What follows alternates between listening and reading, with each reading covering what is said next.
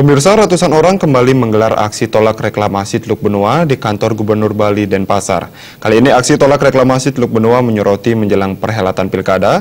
Sejumlah tokoh dan pimpinan partai menyuruhkan tolak reklamasi Teluk Benoa, padahal sebelumnya menyatakan reklamasi adalah urusan pemerintah pusat. Ratusan peserta aksi tolak reklamasi Teluk Benoa mulai bergerak dari parkir Timur Renon dan langsung menuju kantor gubernur. Aksi yang melibatkan berbagai komponen masyarakat ini berjalan damai. Massa menyampaikan aspirasinya di depan kantor gubernur tanpa mengirim perwakilan untuk berdialog. Sejumlah tuntutan diteriakkan para peserta aksi, yakni tolak reklamasi Teluk Benoa, cabut Perpres nomor 51 tahun 2014, dan mengembalikan kawasan Teluk Benoa sebagai kawasan konservasi dan kawasan suci.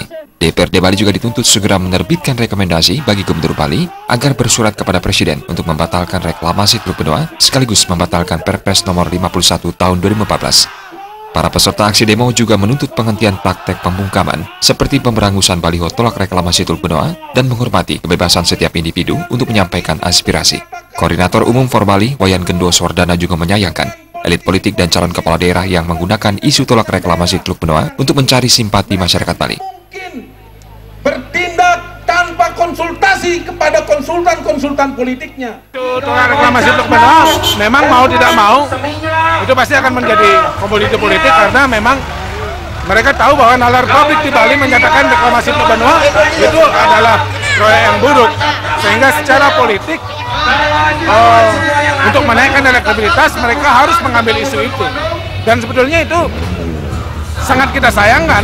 Karena sebenarnya kalau memang mau serius menolak reklamasi Teluk Benoa, harusnya mereka elit-elit politik ini menggunakan kewenangan, menggunakan kekuasaan yang mereka punya untuk menolak reklamasi Teluk Benoa, termasuk dengan cara bersurat kepada Presiden Jokowi untuk menghentikan reklamasi Teluk Benoa dan membatalkan Perpres.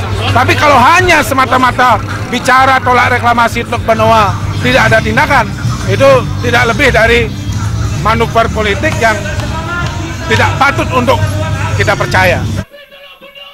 Peserta aksi tolak reklamasi Teluk Benoa juga mengingatkan, walau penolakan ini telah berjalan 4 tahun, aksi ini tidak akan berhenti sebelum Perpres nomor 51 tahun 2014 dicabut. Perpres ini dinilai merusak alam Bali.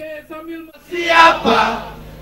Oke, terima kasih. Sekali lagi kalian gagah hari ini.